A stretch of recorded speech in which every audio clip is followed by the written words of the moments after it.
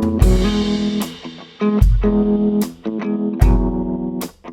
Amigos family, welcome back to another episode of Coffee with Danny. I'm here with my gran amigo, my great friend Chico, and we are excited to have an awesome conversation today.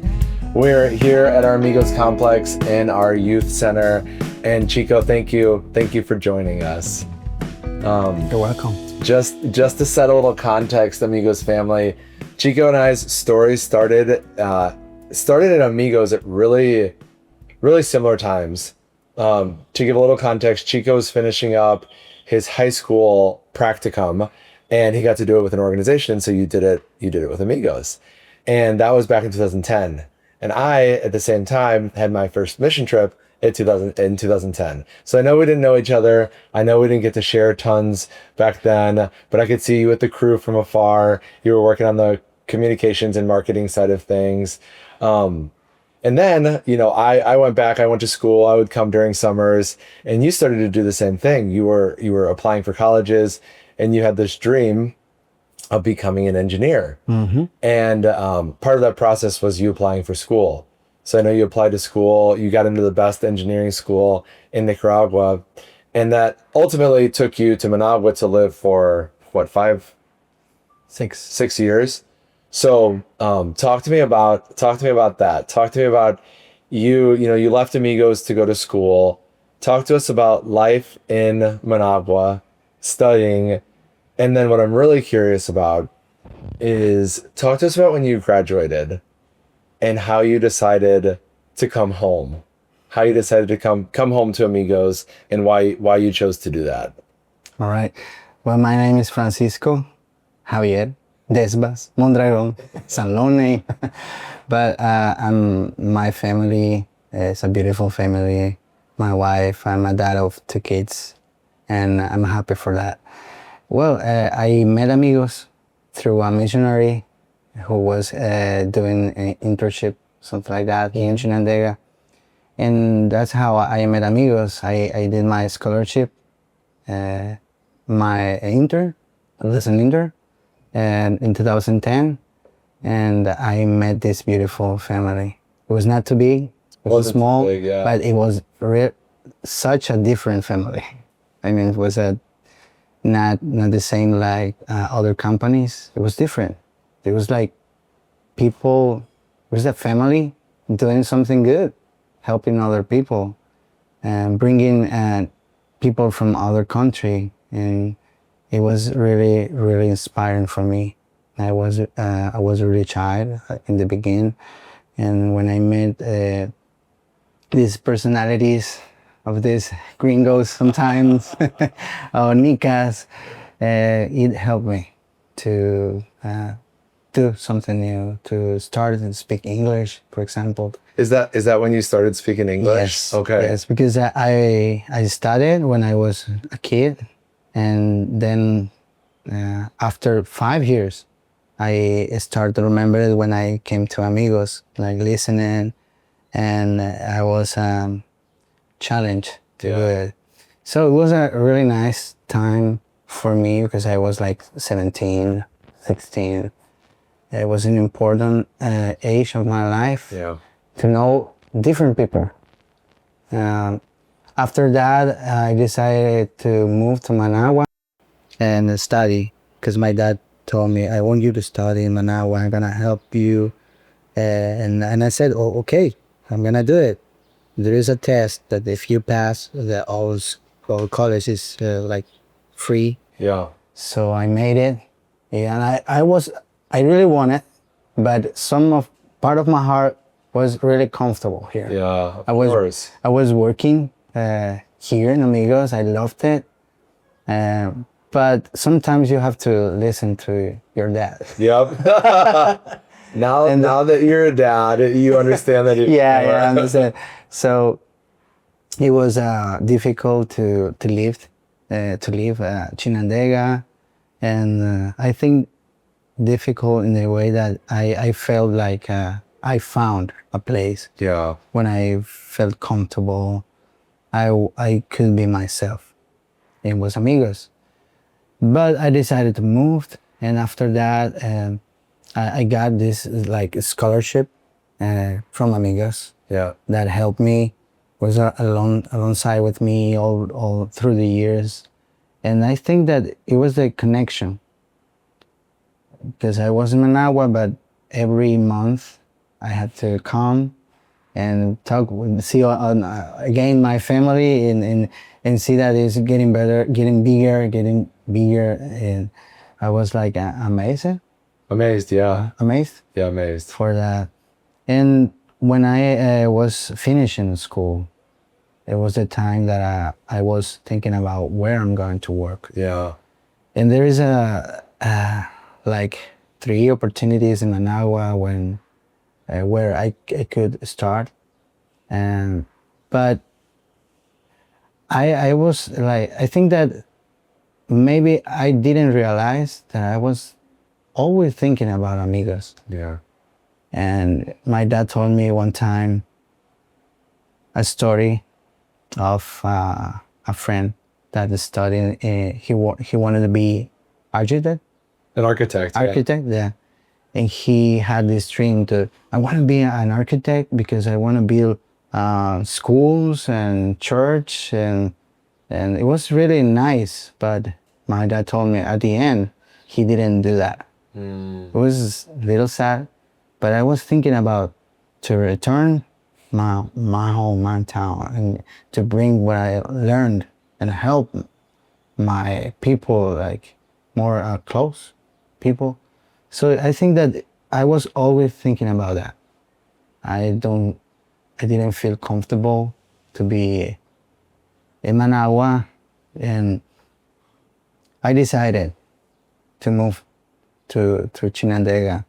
And my thesis, Yeah, your thesis? and I chose I chose, yeah. I chose to build a water system. Okay. So You always had it in you, yeah. yeah, I was thinking about Amigos for Christ do that. Yeah.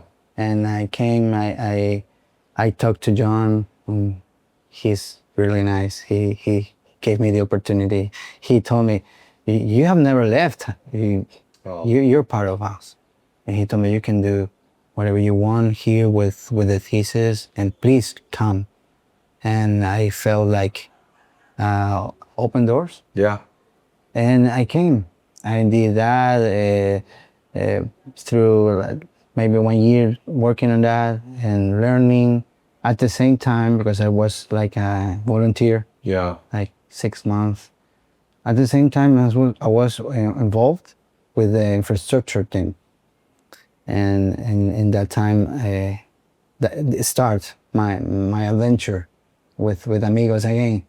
But the question or the answer to your question about why Amigos, Yeah. why Amigos, I think that you never forget the face of the people that helped you. And that happened to me. I was in Managua, but Amigos for Christ was supporting me to pay my room, to pay some stuff that I needed to study. And now that I'm at that, I know that was such a support, because my dad, they did what he can do. Yeah. In their possibilities.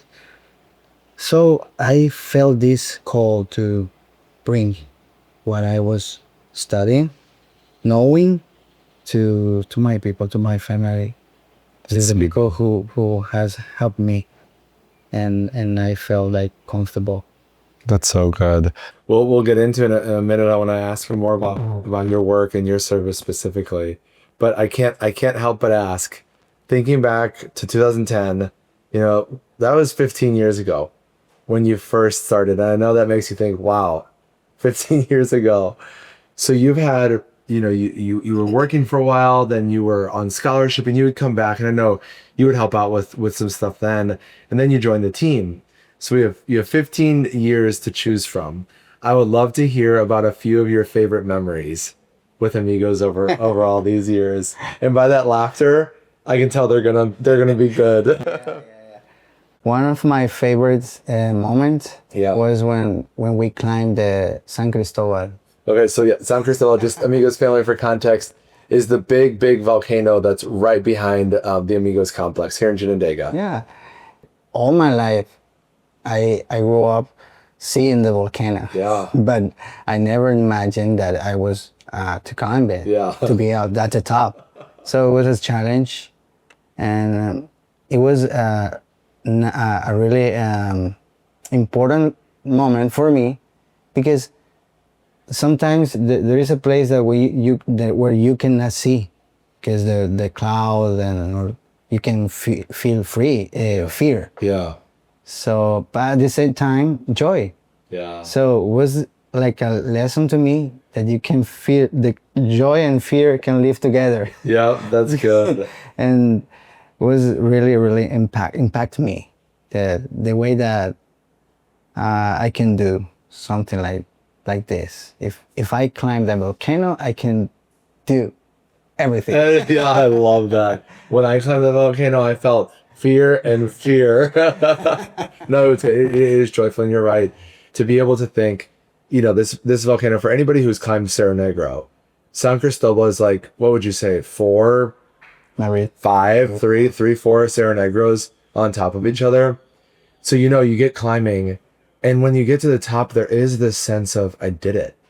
And I was afraid, or I was nervous, or I thought I was going to give up, or I didn't know how I was going to do this. But you get to the top and you think, I did this. And there's a great sense of joy with that. Well, it was really important because we climbed together with the team. Very funny moments. Yeah, I'm sure. And you know what? It's a lesson. It's a life lesson, because if you want to climb, you're gonna feel fear. Yeah. But at the same time, you can feel joy. You'll be excited to see your goals and keep moving to that. So it was nice. That's great. Yeah. What other favorite memories do you have? There are a lot Yeah. of memories. Another memory is that in 2011, I think we had this concert Okay. in Villa Catalina. Okay. I think there was a second community where Amigos was working, Yeah. and Joey had this idea to do a concert. There was Iris singing, me playing the piano, and other guys from my church helping us. It was really an unforgettable moment. It was in Villa Catalina, it was in the afternoon, and we got this sound, and it was a concert. With people from the States, the community together, working, jumping, and it was really nice. But the most funny moment is that our director, that was Joey, he was like promoting all the concert. He when we end, he gave us a gift, and he came into the room with a big bowl. We have a big bowl? De gallo pinto, rice and beans. Big bowl of rice and beans. Yes, he was like, "Thank you everybody for coming. It was a great time. You have a key, gallo pinto." Give us gallo pinto. I don't know where he found that. I don't know. No idea. I have to ask him. Yeah, you have to ask him. It was really nice. It was really fun. Unforgettable moment. That concert. Yeah, was really nice. And another time, recently, I went to the States. Okay. And it was a nice moment. I don't know if a happy moment. Yeah. And not only for know another country and other people, is because I felt what the people who came here feel. Yeah. When they are out of their house, his family is not with them. So in a way you feel vulnerable. Vulnerable, yeah. Yeah. And see those smiles receiving us like heroes. Oh. and we think that they are heroes because they come to serve us. They come to help us in our transformation. But to see that encourage me and to do more, to love more, to make them feel at home when they came to. And also, I understood that God has no language. Yeah. God has no a specific place to work. He joins hearts from whatever he wants. Yeah. To do what he wants to the people that he wants to help. And that's amazing. That's amazing how the purpose of God can join people. And you don't realize, but we are here because he wants to be, to us be here. We be here. So that's nice. You know, I think that talking about purpose, Yeah. I think that the people are always finding or looking for something, looking for happiness. And I was talking about this yesterday in my church, that maybe we are looking for happiness in family, work, job, or another thing. But you are happy when you find your purpose. Yeah. When you find your purpose, and doesn't matter if you are in the place that you want to be, but if you know that you are doing what you are created to do, so you feel happiness. And it doesn't depend of money. It doesn't depend of people sometimes. It depends that you realize what is your purpose in life. Yeah. But the big question is, how do you know that? Right. How do you know what your purpose is? Mm-hmm. And we have in our life we are asking myself. I ask myself that, what is my purpose in life? And the answer is, you are created by a creator. Yeah. And who created this microphone? Microphone? Yeah. Yeah, microphone. He knows exactly why he put the side. He knows everything about he created. When you look for your creator, when you're close to him, he's gonna show you your purpose. And maybe he's not going to show you the big screen or the whole picture. The whole picture. Yeah. He just is going to show you what you need in that time. Wow. And that's powerful because we can see that every Monday meeting. Yeah. We can see people from other country, different cultures, but together. So it's interesting you talked about Monday mornings. You're in a really unique position, because on Monday mornings, you know, we get our whole team together. We celebrate the good stuff that's going on. We talk about what's coming up. If we have anybody who's visiting us, we'll introduce our guests and people who are here to serve with us and who are going to have an amazing week. But also, we will always worship together. And just trying to think about this space, right? For everyone who's been in this Monday morning meeting, we're in the rancho. And when we get to worship time, everybody comes to the center. We have the lyrics on the screen. And then you humbly stand in front of everybody. And I know you have a band that's with you now. But what's it like to be you? What's it like to be Chico on the other side of everybody? And you get to not only lead worship, but also watch everybody worship. What's that like? At the beginning, I thought that it was hard in the beginning. I mean, like, think about what I'm going to sing next Monday. Yeah.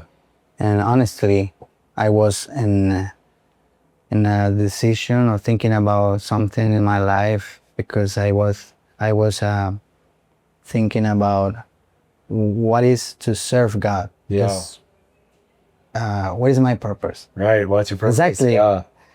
And I asked my pastor at that time. I opened my heart and tell him, look, I think that serve God is to do what church do, what the church does. That is for me. That is serving God. But now I feel that I'm serving God in my job too, and I have this in my mind, like a division to what is serve God. Maybe it's a simple question, but for me in that time, I was going to dedicate to more time to what I felt that I was serving God, to my purpose. And my pastor told me, you don't have to think about two places to serve. You don't have to be divided. And he told me this, your job is your ministry. Mm. And it changed my mind. Totally, yeah. Totally. So when I saw that, I saw an opportunity to bring good things about God, to sing in front of people that maybe they don't go to church, they don't know about God, but they can feel His presence. Yes. They can feel peace in their heart. And that's my big motivation. And I don't feel like I have to go among them. No, I feel like an opportunity because sometimes people came to me and tell me, hey, do you remember what you sung in 3 months ago, or what you said? I was passing. I was going through, yeah. Going through a hard moment, a difficult moment, and that melted my heart. Yeah, melts your heart. Yeah, because I feel happiness. I feel that's my purpose, to connect people with God, and connect people with God. It doesn't mean that they have to go to church to do it. I mean, that is good. Yeah. But no, we are the instrument of God. And this moment of worship connect too much people to God. And you know, we talk about juntos a lot in Amigos. And I'm thinking about these Monday morning meetings and the spot that you're in. You get to see people and hear people worship in English and in Spanish. That's truly juntos at the root of the definition. What's that like for you to hear people, you know, from the depths of their lungs, you know, praise God, Spanish, English, Spanish, English. What's that like for you? When you listen it, you don't maybe chaos, honestly, like to language. Yeah. But if you realize the deep of that, yeah, because the Bible says that every language is gonna confess the Lord. Every language. So we have this pedacito. Yeah, this little piece of heaven and earth. So it's magical. That's beautiful. So you mentioned you have 2 kids. Yeah. You have a son. How old is Pablito? He is 4. So he's 4. And then a little baby girl. But your son has the opportunity to be a shining student at the Amigos Academy. Tell us about, as a dad, you know, at Amigos, we talk about the Amigos Academy a lot. We share tons of great stories, but I'd love to hear from you. What's it like? You know, you grew up as, you know, one of our students at Amigos on the scholarship program. Now you have a son who's going to the Amigos Academy. So the Desbas family has been right in the middle of all things education. What's it like for you to see your son go to school there? I'm really happy every day, because he knows, he told me, hey Dad, we did this, we learned this, and I'm so happy to listen to it. He can read, and I couldn't read it at his age. Right, 4 years old. See, he was, I'm happy for that, really happy. And you know what I think is that everyone each person who is exposed to another environment Yeah. is gonna his life or their life is gonna change. For example, my life. I went to Managua because I made this decision. Yeah. My future changed, and Amigos was alongside with me in that transformation. Yeah. And I just imagine if that happened to me. So if my dad always wanted the best for me, and it changed my life, Yeah. I'm sure that all that children lives is gonna change, and they not only their family, but the community, but the country, because that's how it works. It starts with a person, and that person, you don't know how much is gonna impact their environment. So I'm sure about this principle. Yeah, principle. Yeah, I don't know if it exists or not, but You just made it up. Yeah, I just made it up. You are what you are the person who their environment. Yeah. I don't know how to say it in English. I'm gonna say in Spanish. Okay. Yeah, of course. Yeah. Right? Yeah, of course. So somos la persona que fuimos expuestos en varios ambientes. Las oportunidades que tuvimos nos hacen a nosotros. So we're the people that we are because of the environments that we were surrounded in and the opportunities that we had within those environments. And Amigos for Christ is a place of opportunity. Yeah. And that's what I loved of Amigos. We have opportunity to bring water to our community, to have a flush toilet. Yeah. And that happened to me. I had a story about that, but it changed you. Tell us that story. Well, when my house, I think there was a Habitat for Humanity. Okay, yeah. Yeah. There was a program before Amigos came. It was an old program around the world that they built our house. Mm-hmm. And we had a latrine in the back of our job. How old were you when your house was built? I was like 7. Okay. 7, 6 or something. Okay. So it was the happiest moment of my life. Yeah. Because we had this new house. Oh. Tiny house, but a nice one. Yeah. With block and with a flush toilet, with a shower. So I remember that my dad told us when it was finished, there was not a bed yet because we haven't moved our things. And he told us, we're gonna sleep in our new house. And we put these sábanas. Sheets. In the floor, and we slept together. We slept together in the floor. I love that.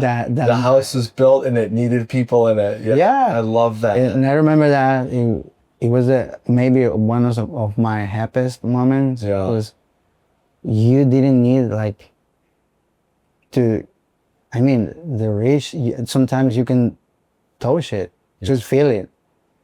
You know what I mean? Happiness. So it was really nice. But I returned to school. Yeah. And I was talking with all my friends hey, I have a new house now, and you know what? I have a flush toilet. Oh, I love that. For me, it was something really, really important and something to be un poquito fachento. Yeah. You wanted to show it off. Yeah. Yeah. So I bring my partners from school. Yeah, your buddies from school. Yeah, come to my house. Look, it's a flush toilet. That is so amazing. But I think so many of us who grew up, before the age of 7 with a flush toilet, never had that moment to appreciate the significance of it. And thinking about you, I love that you brought your buddies from school to your house to watch the toilet flush. That is so incredible. But thinking about the work that we do, we have this program, Water for Chinandega. There are 100,000 people that we know don't have any access to clean running water. And our team, we're working together on this with everybody who comes to spend time with us and serve. Every family is going to get water. And after water, we're going to work for every family to have that same flush toilet that you're talking about. And I'm imagining kids all around Nicaragua calling their buddies from school and saying, hey, come check out this flush toilet that I just got. And with the same joy that you had. Yeah. I love that story. Yeah. Have you ever told Pablito that story? Not yet. Okay, let me know when you do. I'll do it. I'll do it. So Chico, as a part of your work, I know at the beginning we said that we were talking about work a little bit. You very humbly serve as our leader of really all things people. We internally call it organizational development, but everybody on our team, ultimately your goal is to help equip them to do their jobs the best that they can, to inspire their work, and to celebrate their accomplishments. So we have a big team. There are over 250 of us that are all dedicated to unique purpose. And I just want to hear what is your hope for the Amigos team? Here in Amigos, we always thinking about this, that people is first. Yeah. Personas son primero. Yeah. And my hope for the team is that they feel like that.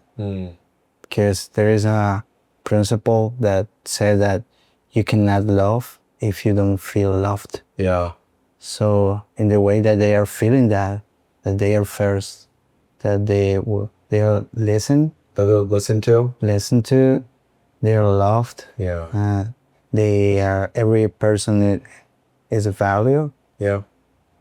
So in that way, we can love other people. We can serve other people. So my hope for the team is that they feel like that. In each operation that we do, in each the little thing, and each team, they feel like I'm loved. Yeah. And I have to do what they are doing with us, what God does with us. Yeah. So my hope for the team is that each person feel loved. In that way, we can hacer a Cristo más visible. Make Christ more visible. Sí. Yeah. So Chico, last question for you today, and many more to come in the future. For everybody listening, I would just love for you to give them a word of encouragement. People are finding themselves maybe on their way to work, maybe they're working out, doing exercise. Maybe they've had a great day. Maybe it's been a long, hard day. I would just love to give you the opportunity to share any words of encouragement with the Amigos family. Sure. First, there's no day the same day, similar to other. Yeah. Each day is different. Each day is an opportunity. And if you see a day as opportunity, your mind change. But I believe that when you look for God, when you are giving these little moments to Him, to listen to Him, to give them time, He's gonna feel you. Always. He's gonna feel you. Maybe you are scared about something. Yeah. He said that we can give them that to Him. And maybe you are in the middle of a important decision. He told us too that when we take Him to our decisions, He's going to do the best for us. So my advice, advice is that when you don't find a place where you feel comfortable, happy, there is a place wherever you are and is in the presence of God. It means like you can see it, you can take a coffee, you can talk with Him, you can and you can receive from Him like a father when to a son, to give to the best. My dad dreamed the best for me. Yeah, dreamed the best for you. And our God is our Father. When the disciples asked Jesus and asked him, how can we pray? How can we pray? The first word that he said is, Father who are in heaven. So he present us God as a Father. Yeah. And that means a lot. Because our Father, even when we fail, even when we are wrong, yeah, we are always His children. His children, yeah. So we can return to Him. And that's my advice. I always find peace in the presence of God. Even if I don't know what to do, yeah, He knows. He bring me people who help me. He guide me to read something that helped me. He always doing something for me, just in the way that a father take care of a child. Thank you for that encouragement. You're welcome, and thank you for inviting me. Of course. I think about all of what you've shared, and I know, you mentioned starting your practicum at the end of high school 15 years ago, thinking about all of the goodness that has happened, both in your life, but also because of you here in Amigos. It's just incredible. And I think about that story of climbing San Cristobal, like you shared, and the joy and fear. Now you've carried that with you. And now you are able to teach your kids that. You're able to lead, as a part of the organization, you're able to lead in that way. I love the concert story. We in the States, when people have birthday parties and stuff, we'll call them party favors. So it's like you have a party, then you give out a little gift. Next party I have, party favor is going to be Gallo Pinto. Just like Joey. I didn't expect that. Yeah. Nobody else will either. So party favor being Gallo Pinto, that's going to be a new principle in the family. But really, thank you for opening your heart as well. Just sharing, with the Amigos family, what it's like to worship together, what your hopes are for the team. So thank you for all of what you've shared with us today. You're welcome, and thank you for inviting me to this space. Yeah. So Amigos family, soon this summer, or sometime in the future, whenever you come and see us, you'll see Chico on a Monday morning. He will lead us in worship. And I would just encourage you, go up and give Chico a pat on the back, give him a big hug, because really, I know that people are going to be more connected to you through our time together. And Amigos family, whether you are out for a walk or a jog, driving in your car, at work, or doing anything in between, we just wanna say thank you. Thank you for being a part of what we're doing. Thank you for fueling life transformation. And we look forward to welcoming you back on our next episode. So thanks again, Chico. Thank you, and see you in Nicaragua. Yeah, see you in Nicaragua.